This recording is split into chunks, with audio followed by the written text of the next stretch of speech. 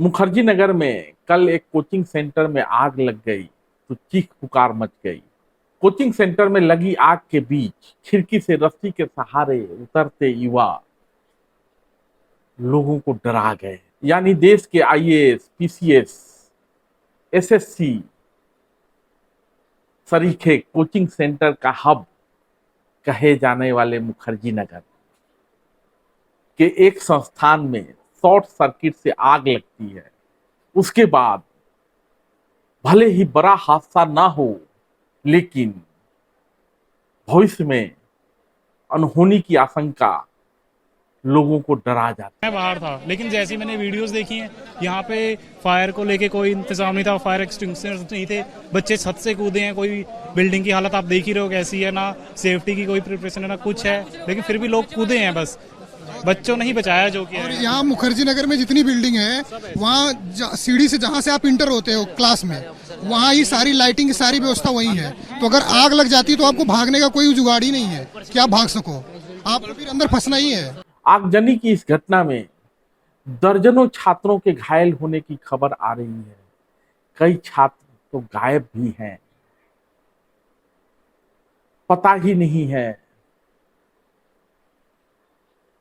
उनके मित्र यार उनको ढूंढ रहे हैं और उन छात्रों के न मिलने पर कल पूरी रात मुखर्जी नगर में छात्रों का हंगामा होता रहा।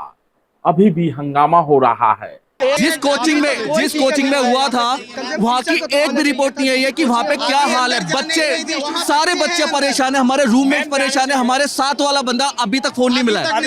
फोन मिला रहे, फोन नहीं मिल रहा है। और सबसे बड़ी बात, एक भी बंदा। इस बीच कोचिंग सेंटर वाले भी एक दूसरे पर निशाना साधते देखे जा रहे हैं। कोई उनको दोषी बता रहा है तो खुद को बचा रहा है, कोई खुद को बचा रहा है तो औरों को दोषी बता रहा है। आशंका तो यह भी जताई जा रही है कि यह घटना कोचिंग सेंटरों के आपसी प्रतिस्पर्धा का नतीजा भी हो सकती है। बाकी सच्चाई तो जांच के बाद ही सामने आएगा। हो सकता है सच्चाई सामने नहीं भी आए, क्योंकि ब्लैक मनी और ब्लैक इकोनॉमी का सबसे बड़ा अड्डा है मुखर्जी नगर, और मुखर्जी नगर में फलने फूलने वाले ये कोचिंग संस्थान और उनकी अर्थव्यवस्था। लेकिन साथ ही जुड़ा हुआ है बड़ा सवाल, जो कि संभव है कि इस घटना के बाद शायद प्रकाश में आए। खैर, ऐसा लगता है कि देश के नीति नियंता, देश की सरी गली शिक्षा व्यवस्था को संवारने की जिम्मेवारी कोचिंग संस्थानों पर छोड़कर खुद कम्बल ओढ़कर मानो सो गए लगते हैं। सरकार के शिक्षा संस्थानों में 90% शिक्षा संस्थानों में न तो अध्यापक आते हैं और न ही छात्र। यही कारण है कि बेहतर भविष्य के लालच में लोग कोचिंग संस्थानों की ओर मुड़े चले आते हैं। और केवल मुखर्जी नगर ही क्यों, देश के अलग अलग हिस्सों में ये बाजार यानी कोचिंग संस्थानों का बाजार फैलता ही चला जा रहा है।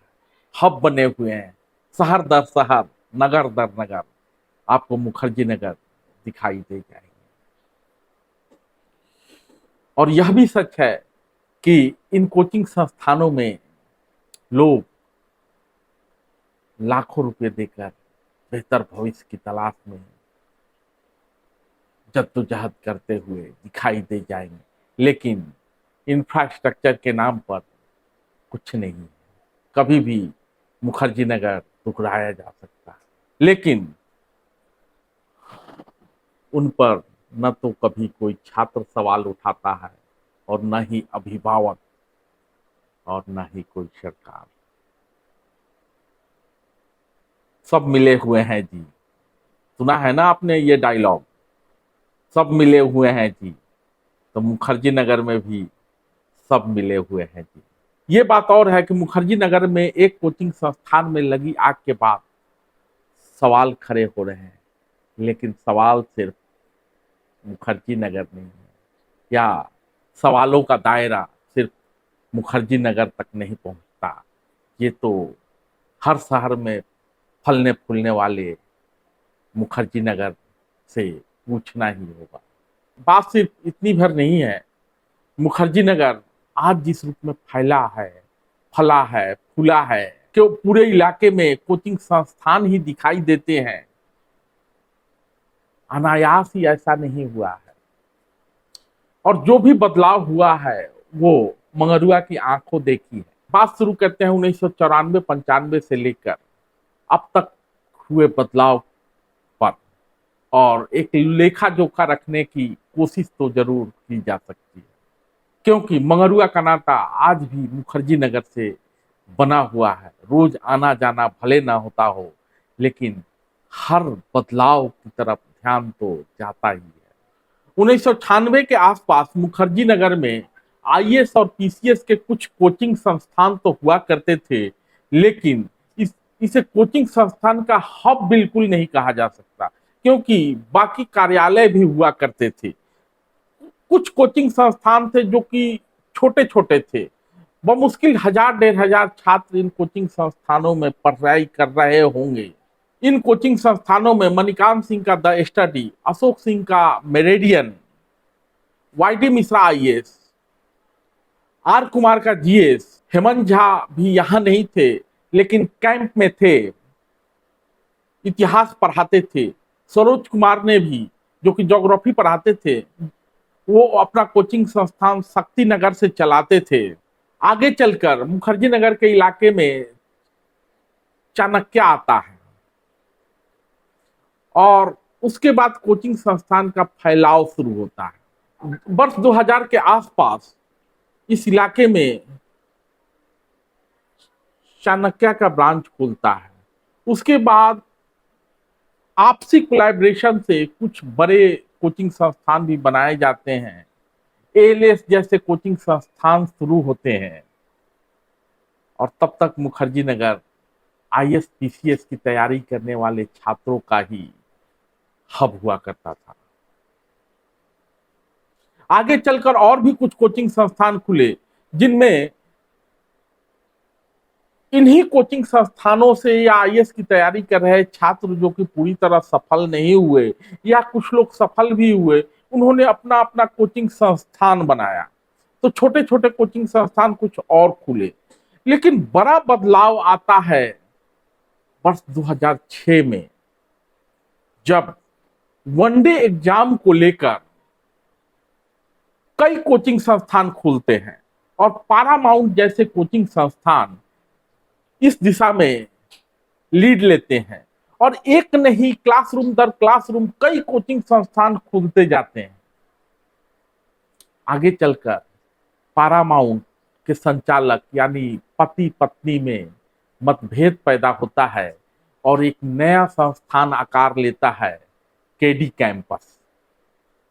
केडी कैंपस की संचालिका नीतू सिंह होती हैं, और उसके बाद तो जिस तरह से क्लासरूम खुले, आप जहां देखें वहां Paramount, KD campus, Paramount, KD campus, पूरे मुखर्जी नगर से लेके कैंप सड़क तक और उधर वेस्ट परमानंद तक केडी कैंपस में कई क्लासरूम खोल दिए। दृष्टि भी खुला, जिसके विकास दिव्य कीर्ति आजकल काफी चर्चित है, ज्ञान देते हुए उनको पाया जा सकता है।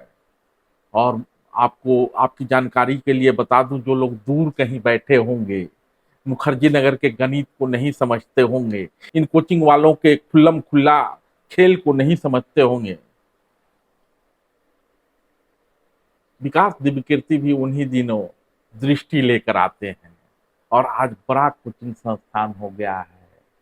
उसी दौरान खुलता है नेहरू विहार में एक मॉल, और उस मॉल का पूरा छत जो कि खुला होना चाहिए था, क्योंकि छोटे छोटे ही दुकान बनाए गए थे ऑफिस के लिए, कोई बड़ा दुकान नहीं था, तो विकास दिव्य कीर्ति ने पूरा रूफटॉप खरीद लिया।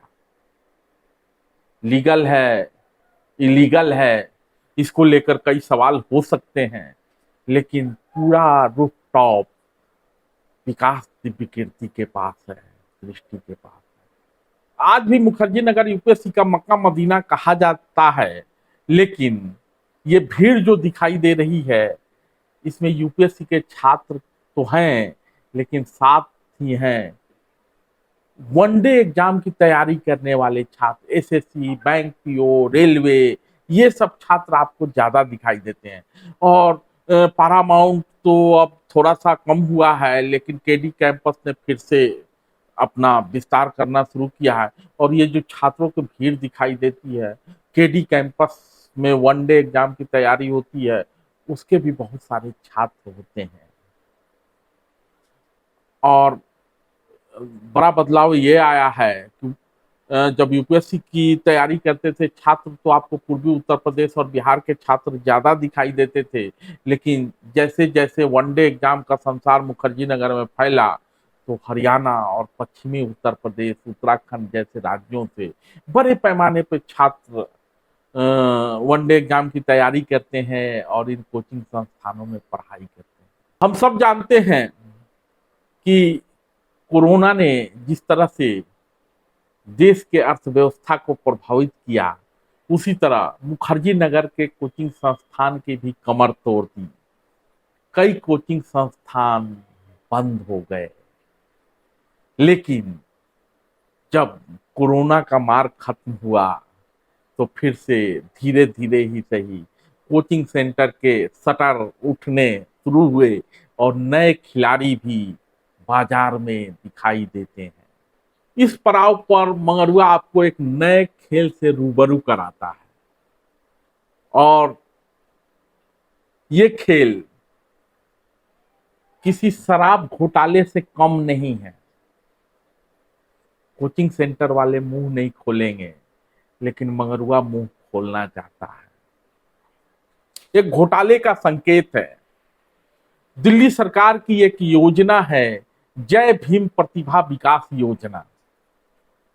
जय भीम प्रतिभा विकास योजना, और इस योजना के तहत जो मैंडेट मिला हुआ है उसमें है कि गरीब छात्रों को कोचिंग संस्थान पढ़ाएंगे और उन छात्रों के एडमिशन के एवज में दिल्ली सरकार उनको पैसे देगी। जय भीम प्रतिभा विकास योजना। तो इस योजना ने इलाके के कई कोचिंग संस्थानों को संजीवनी दे दी है, और कई कोचिंग संस्थान दिल्ली सरकार के इस योजना में शामिल दिखाई देते हैं। इन्हें दिल्ली सरकार से छात्रों को पढ़ाने के एवज में पैसे मिलते हैं। हालांकि जब जांच करेंगे तो पढ़ाई सिर्फ रजिस्टर पर होती हुई दिखाई देगी। बात सिर्फ पढ़ाई तक सीमित नहीं है। जब ये योजना शुरू हुई थी तो एक तरह का वसूली अभियान चलाया गया था।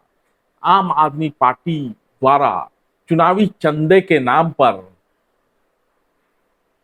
जब जांच होगी तो बहुत सारे कोचिंग संस्थान जो कि इस योजना में शामिल हैं, जितना बड़ा कोचिंग संस्थान है और जितने छात्रों को पढ़ाने की कैपेसिटी उसको दी गई है, उसके एवज में उतने ही रकम वसूले गए थे, जो कि शराब घोटाले में जो रकम शामिल है उससे कम तो नहीं ही होगी। हालांकि एलजी के पास फाइल अटका हुआ है, योजना में भुगतान नहीं की गई है, लेकिन करोड़ों पाने के आस और उम्मीद में योजना कोचिंग सेंटर के रजिस्टर में आज भी चल रही है। जैसा कि मंगरुआ ने कहा कि केवल मुखर्जी नगर ही नहीं, बल्कि मुखर्जी नगर से कैंप तक और यहाँ तक कि दिल्ली के अलग अलग इलाकों में चलाए जा रहे कोचिंग संस्थान भी जय भीम प्रतिभा विकास योजना के भ्रष्टाचार के खुला खेल फर्रुखाबादी में शामिल नजर आते हैं। अब जरा घटना पर घरियाली आंसू बहाने वाले छात्रों, पूर्व छात्रों और सियासी लोगों पर सवाल खड़ा कर लेते हैं। नेता तो आते ही रहते हैं। कल की घटना के बाद भी मनोज तिवारी आए थे, पूछा गया कि स्थिति तो गड़बड़ है, तो कहता है जांच होगी। कोई रिपोर्टर पूछती हैं या वहाँ मनोज तिवारी से ये सवाल होता है कि किसी एक के मारे जाने की भी खबर है, कहते हैं अफवाह मत फैलाइए, ऐसी कोई सूचना नहीं है, भगवान करे ऐसी कोई सूचना ना हो। हर छात्र अपने माँ बाप के अरमानों का दिया को रोशन करने के लिए मुखर्जी नगर में आता है, भगवान करे कि ऐसी कोई घटना ना घटी। खैर, कोई भी अंदर व्यक्ति नहीं है, ना तो कोई जिस तरह की शंका है एकदम निराधार है। हाँ, अंदर में बहुत सारे बैग्स हैं जो जहाँ जैसे तैसे छोड़ के लोग भाग गए हैं। वो सारे बैग को पुलिस ने अपने नियंत्रण में लिया है और वो कोचिंग के जो भी लोग होंगे उनके थ्रू उसको मिल जाएगा। अफरा तफरी मची हुई दिखती है क्योंकि सारी कुर्सियाँ गिरी हुई हैं। तो जो सिचुएशन है, आग सिर्फ दरवाजे पे लगी है क्योंकि जितने मीटर थे वो सब दरवाजे पे थे जहाँ से इस बिल्डिंग से निकलने का रास्ता है।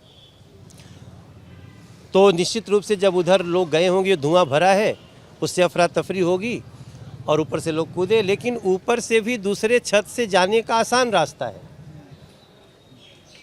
तो मैं अभी ये सारा चेक करने के बाद मैं बड़ी जिम्मेदारी से जिनके बच्चे यहाँ पढ़ रहे थे उन सभी को बताना चाहता हूँ कि कोई कैजुअल्टी नहीं हुई है। एक बच्ची को थोड़ी सी ज़्यादा चोट लगी है, वो हॉस्पिटल में है, और बाकी 3-4 और लोग घायल हैं, मगर सभी आउट ऑफ डेंजर हैं। सियासी लोग आएंगे और भी लोग आएंगे, घटना पर दुख जताएंगे और चले जाएंगे, लेकिन खेल बदस्तूर जारी रहेगा। मुखर्जी नगर फलता फूलता रहेगा क्योंकि सवालों के घेरे में वो छात्र हैं, यहाँ के पूर्व छात्र हैं जो कि यहाँ से निकलकर IAS PCS जैसे एग्जाम और बड़े बड़े पदों पर आज होंगे, वो भी कभी मुखर्जी नगर के सूद नहीं लेते। यहाँ तक कि जब रिजल्ट आता है और जब आप विज्ञापन देखेंगे कोचिंग संस्थानों का, तो उसमें अपना नाम दर्ज कराने के एवज में भी लाखों रुपये वसूले जाते हैं सफल छात्रों द्वारा। तो ये तो है इन छात्रों का नैतिक बल, जिसमें हमारे पूर्व छात्र भी शामिल हैं जो कि जहां तहां बड़े बड़े पदों पर शोभा बढ़ा रहे हैं। लेकिन मुखर्जी नगर का संसार, यहाँ का भ्रष्टाचार, यहाँ की दुरावस्था जारी है। इस पर न तो सियासी नेता रोक लगाता है, न तो UPSC, न तो कोई अदालत, और न ही यहाँ से निकलने वाले पूर्व छात्र। घटना घटी है, चिल्लाते हुए छात्र दिखाई देंगे, चिंता जाहिर करते माता पिता और आंसू बहाते सियासी नेता। बाकी तो बातें हैं, बातों का क्या, वादे हैं, वादों का क्या, जारी रहेगा और मुखर्जी नगर में चलता रहेगा खुला खेल फर्रुखाबाद। धन्यवाद।